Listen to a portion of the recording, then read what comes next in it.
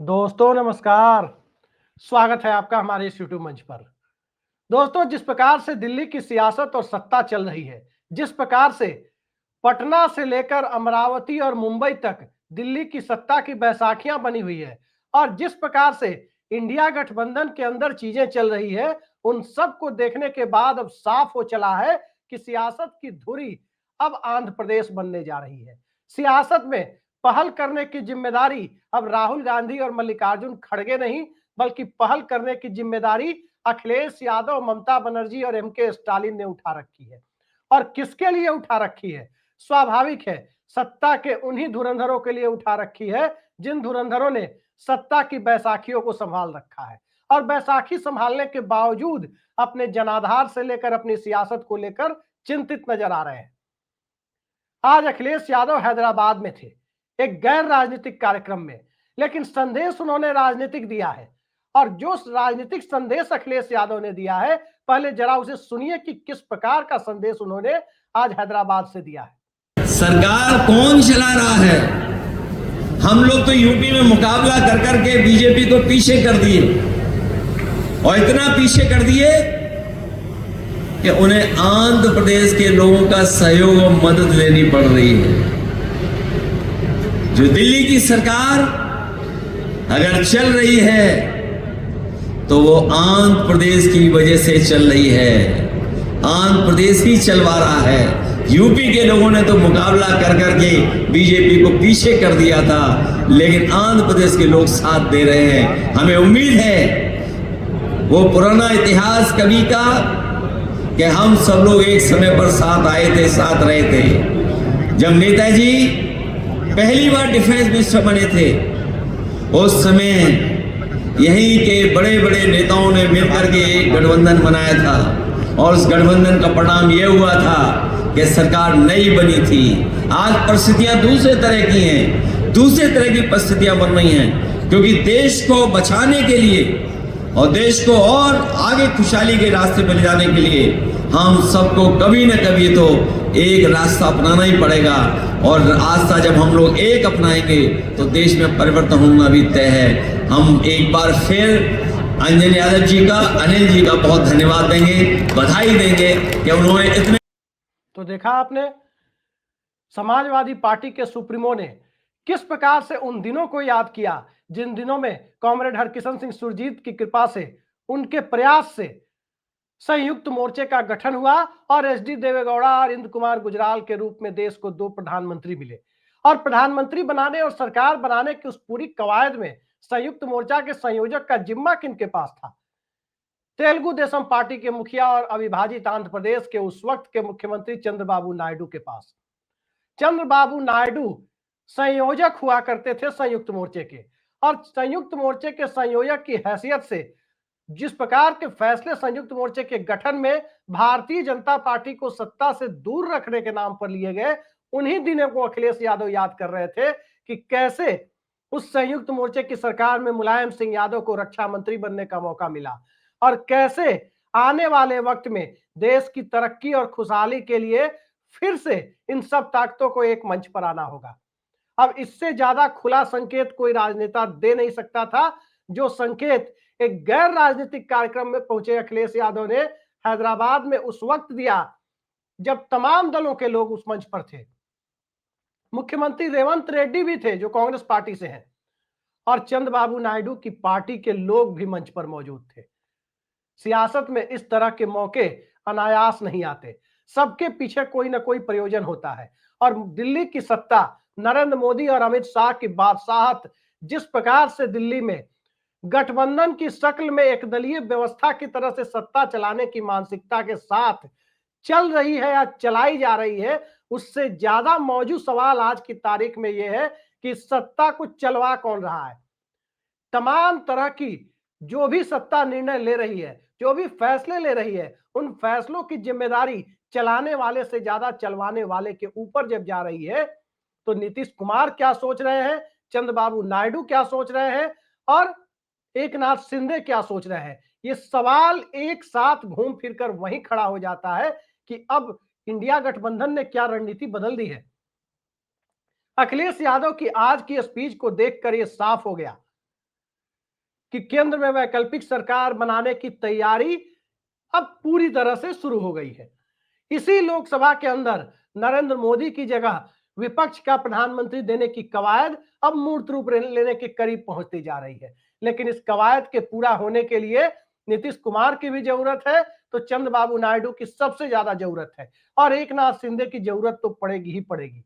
एकनाथ शिंदे की जिम्मेदारी संभालने के लिए शरद पवार है, उद्धव ठाकरे है, अखिलेश यादव चंद्रबाबू नायडू और नीतीश कुमार के साथ काफी अच्छा राब्ता कायम रखते हैं। लेकिन जिस तरह की परिस्थितियां बन रही है उसमें इंडिया गठबंधन ने जो रणनीति बदली है, आखिर वो कौन सी रणनीति है? जिस वक्त इंडिया गठबंधन बना था उस वक्त इंडिया गठबंधन को बनाने वाले आर्किटेक्ट में से एक नीतीश कुमार ठीक लोकसभा चुनाव के पहले इंडिया गठबंधन को छोड़ गए थे। कारण क्या था? बताया गया कि वो नेतृत्व की भूमिका चाहते थे। कांग्रेस पार्टी सबसे बड़ी पार्टी होने के नाते नेतृत्व की भूमिका अपने पास रखना चाहती थी। लेकिन जब कांग्रेस पार्टी ने नेतृत्व की भूमिका का सवाल ही चुनाव में छोड़ दिया और उसके बावजूद सत्ता के करीब आते आते कांग्रेस पार्टी फिसल गई, तब अखिलेश यादव जो आज याद कर रहे हैं कि उत्तर प्रदेश ने तो हरा दिया, उत्तर प्रदेश ने नरेंद्र मोदी और योगी आदित्यनाथ या अमित शाह की इस तिकड़ी को हरा दिया, बावजूद इसके इस सत्ता को चलाने और चलवाने की जिम्मेदारी आंध्र प्रदेश उठाए हुए है। वो बहुत साफ साफ कह रहे थे कि चंद्रबाबू नायडू ने इस जिम्मेदारी को उठा रखा है, जबकि चंद्रबाबू नायडू की सत्ता को चलाने के लिए आंध्र प्रदेश में बीजेपी की कोई जरूरत नहीं है, क्योंकि 175 सदस्यों की विधानसभा में 3/4 बहुमत चंद्रबाबू नायडू की पार्टी को अपने बूते हासिल है। लेकिन इसकी कीमत वो कहां चुका रहे हैं? ट्रंप टैरिफ से सबसे ज्यादा नुकसान आंध्र प्रदेश के मछुआरे और किसानों को हो रहा है। इसकी कीमत और कहां चुका रहे हैं चंद्रबाबू नायडू? इसकी कीमत उन्हें चुकानी पड़ रही है राज्य के अल्पसंख्यक वोटरों का साथ छूटता जा रहा है, चाहे वो क्रिश्चियन हो, चाहे वो मुसलमान हो या दूसरे अल्पसंख्यक हो। और इसके साथ साथ संविधान बचाओ के मुद्दे पर SC ST के तबके का भी एक बड़ा विरोध भारतीय जनता पार्टी के साथ दिखाई दे रहा है। तो ऐसे में अपना घर फूंककर दिल्ली में मोदी की सत्ता को टिकाए रखने की जिम्मेदारी वो भी चंद्रबाबू नायडू जैसा सीजन्ड पॉलिटिशियन उठाकर रखेगा, दूर दूर तक इसकी गुंजाइश नहीं है। लेकिन सवाल यह है, पहल तो होनी चाहिए थी, कहीं से तो होनी चाहिए थी, तो वो पहल अखिलेश यादव कर रहे हैं। और कांग्रेस पार्टी और इंडिया गठबंधन की स्ट्रेटजी में जो सबसे बड़ा बदलाव दिख रहा है, वो बदलाव दरअसल यही है कि अब कांग्रेस पार्टी पहल करने की भूमिका उसने छोड़ दी है और क्षेत्रीय दलों को ऐसा लग रहा है कि साफ साफ ये ग्रीन सिग्नल दे दिया है कि आप लोग चाहो तो केंद्र सरकार को गिराकर वैकल्पिक सरकार बना सकते हो। कांग्रेस पार्टी बाहर से समर्थन करने के लिए तैयार है। तभी जाकर ममता बनर्जी की पार्टी वैकल्पिक सरकार के लिए तैयार होती दिख रही है। नीतीश कुमार को क्या चाहिए था? वही चाहिए था जो आज इंडिया गठबंधन के अंदर हो रहा है, जो बातें आज अखिलेश यादव कह रहे हैं। हालांकि अखिलेश यादव उस दौर में भी कहते थे कि नीतीश कुमार अगर नहीं जाते, साथ में रहते, तो उन्हें प्रधानमंत्री बना देते वो नीतीश कुमार को। अब जो परिस्थिति है, उन परिस्थितियों में क्षेत्रीय दलों को कांग्रेस की तुलना में भाजपा को हटाने की बेचैनी ज्यादा है, यह कहना बहुत ज्यादा न्यायसंगत नहीं होगा, इसलिए कि भाजपा के मुख्यमंत्री भी, भाजपा की राज्य सरकारें भी ऑपरेशन लोटस और भारतीय जनता पार्टी की नीतियों से, भाजपा नहीं कांग्रेस की सरकारें भी और कांग्रेस के अपने मुख्यमंत्री भी भाजपा की ऑपरेशन लोटस की नीतियों से कहीं ना कहीं पीड़ित है, उतने ही पीड़ित है। जांच एजेंसियों से भी, CBI और ED के बढ़ते हुए दुरुपयोग से भी उतने ही पीड़ित हैं जितने क्षेत्रीय दलों के नेता। लेकिन क्षेत्रीय दलों के नेता दिल्ली की सत्ता को देखना नहीं चाहते एक मिनट भी, मौजूदा सत्ता को। और मौजूदा सत्ता को हटाने के लिए कांग्रेस पार्टी धैर्य रखे हुए है। कांग्रेस का धैर्य 10 सालों से लोगों ने देख लिया कि 10 नहीं बल्कि 11.5 सालों में उस धैर्य का कोई परिणाम नहीं निकला। और जो मुद्दे राहुल गांधी उठा रहे हैं, जो मुद्दे कांग्रेस पार्टी उठा रही है, उन मुद्दों को मूर्त रूप देने के लिए कहीं ना कहीं इस देश के अंदर जो जरूरत है, वो जरूरत एक वैकल्पिक सरकार की है, क्योंकि यही व्यवहारिक रवैया है। और इस व्यवहारिक रवैये में कांग्रेस के नेतृत्व में इस लोकसभा के अंदर वैकल्पिक सरकार बन पाना लगभग असंभव सा काम है। वैकल्पिक सरकार बनाने के लिए सबसे पहले तो मौजूदा सरकार को फ्लोर पे हराना होगा।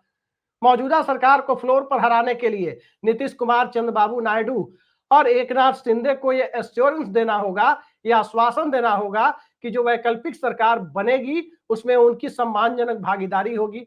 और सबसे बड़ी बात, इनकी सम्मानजनक भागीदारी को सुनिश्चित करने का जो वायदा है वो कहीं ना कहीं क्षेत्रीय दलों का संयुक्त मोर्चा टाइप बना हुआ मोर्चा ज्यादा आश्वासन दे पाने की स्थिति में है बनिस्पत कांग्रेस पार्टी को। आज आप देखिए क्या मिला है सहयोगी दलों को, नीतीश कुमार की पार्टी को क्या मिला है। गाय भैंस बकरी चराने वाला मंत्रालय, चंद्रबाबू नायडू को हवाई जहाज उड़ाने वाला मंत्रालय, और उस मंत्रालय में तमाम तोहमत इंडिगो क्राइसिस की उनके ऊपर थोपने में गोदी मीडिया लगा हुआ है। और एकनाथ शिंदे की तो मुख्यमंत्री की कुर्सी भी चली गई। नीतीश कुमार की कुर्सी कभी भी भारतीय जनता पार्टी बिहार में कोई भी बड़ा खेल कर सकती है। वो अलग छटपटा रहे हैं कि बिहार में एनडीए के दायरे से बाहर निकले। बिहार की पहल के लिए, चूंकि वहां गिव एंड टेक वाला रिलेशन है, वहां पर दिल्ली में नरेंद्र मोदी की सरकार को जेडीयू समर्थन दे रही है तो बदले में बीजेपी नीतीश कुमार को समर्थन दे रही है, वैसा रिश्ता है। लेकिन वो रिश्ता निभाने के लिए लालू यादव की पार्टी और इंडिया अलायंस अब इस स्थिति में है कि जो नीतीश कुमार कहेंगे वो मानना उनकी मजबूरी है। तब सवाल यह है कि अब इस पहल के लिए अखिलेश यादव आगे क्यों बढ़े हैं। तो जिस प्रकार से वोट चोरी और दूसरे मुद्दे उठाए जा रहे हैं, सर के मुद्दे उठाए जा रहे हैं, इन तमाम मुद्दों के लिए उत्तर प्रदेश के चुनाव के पहले केंद्र में एक वैकल्पिक सरकार की सबसे ज्यादा जरूरत अखिलेश यादव को है। यूं कहे कि अखिलेश यादव के साथ साथ इस देश के तमाम विपक्ष को है कि उत्तर प्रदेश के चुनाव में क्या वाकई कोई कथित वोट चोरी हो जाएगी। याद रखिए, किसी भी कथित वोट चोरी के लिए सबसे ज्यादा जरूरी जो शर्त है वो ये है कि डबल इंजन वाली सरकार दिल्ली से लेकर राज्य तक हो। तो क्या दिल्ली की सरपरस्ती को अखिलेश यादव खत्म करना चाहते हैं? और दिल्ली की सरपरस्ती यदि उत्तर प्रदेश में विपक्ष का चुनाव कराने में, विपक्ष के नेतृत्व में सरकार बनवाने में दिल्ली की सरपरस्ती खत्म हो जाती है और तब वैकल्पिक सरकार बनती है, तो उससे चंद्रबाबू नायडू की बार्गेनिंग पावर भी बढ़ती है, नीतीश कुमार की बार्गेनिंग पावर भी बढ़ती है, और एकनाथ शिंदे भी जो चाहे वो मनवा लेने की स्थिति में उस गठबंधन में या इस गठबंधन में खुद को पाने की स्थिति में पहुंच जाते हैं। इस पूरे फैक्ट को, इस पूरी सियासी मजबूरियों को सबसे ज्यादा क्षेत्रीय दल समझ रहे हैं।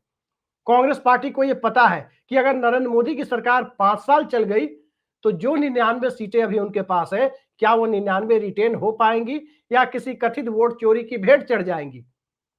ठीक इसी तरीके से अगर केंद्र में वैकल्पिक सरकार इसी लोकसभा के अंदर बन जाती है, चाहे प्रधानमंत्री शरद पवार बन जाए, चंद्रबाबू नायडू बन जाए, नीतीश कुमार बन जाए, अखिलेश यादव बन जाए, ममता बनर्जी बन जाए, स्टालिन बन जाए या कोई बन जाए, अगर सरकार केंद्र में वैकल्पिक रूप से इंडिया गठबंधन या कांग्रेस के बाहरी समर्थन से बन जाती है, उसके बाद एक बात की तो पक्की गारंटी है, और वो गारंटी दरअसल ये है कि कांग्रेस 99 की अपनी संख्या से आगे बढ़ेगी अगली लोकसभा में।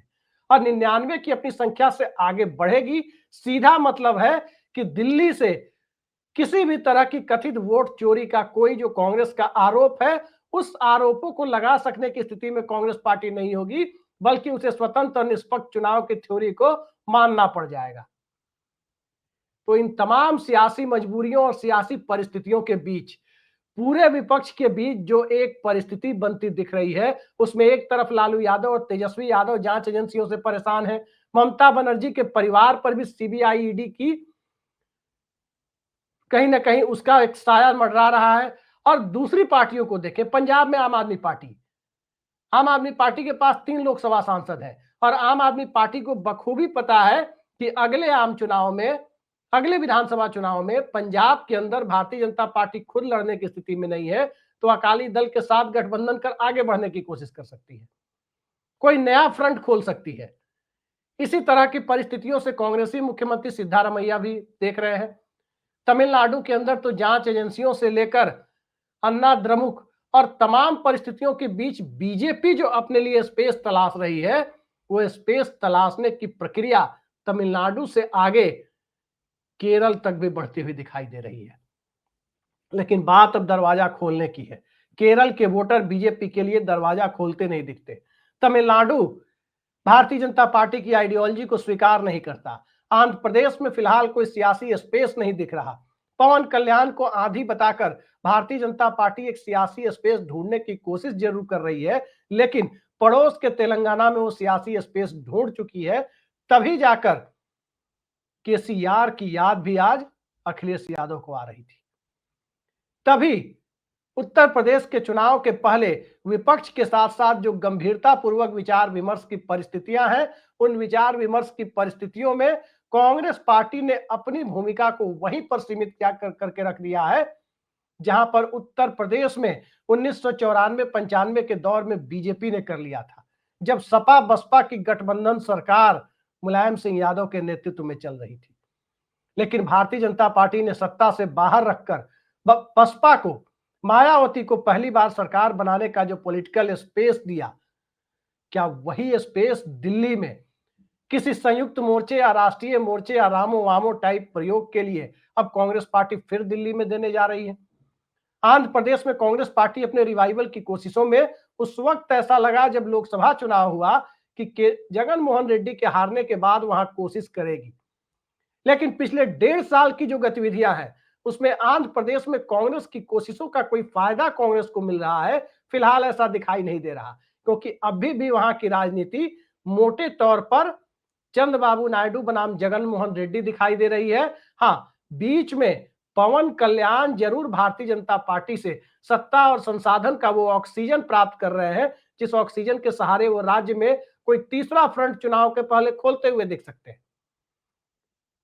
तो जिस प्रकार से भारतीय जनता पार्टी ने बीजू जनता दल को खत्म किया, जिस प्रकार से चौटाला की पार्टी और परिवार को कई पार्ट में तोड़ने का काम किया, जिस प्रकार से जयललिता के निधन के बाद तमिलनाडु में एआईएडीएम के बिखराव की स्थिति में पहुंच गई, वो सारी परिस्थितियां इस देश के अंदर अखिलेश यादव को भी दिख रही है, तो नीतीश कुमार और ममता बनर्जी को भी दिख रही है।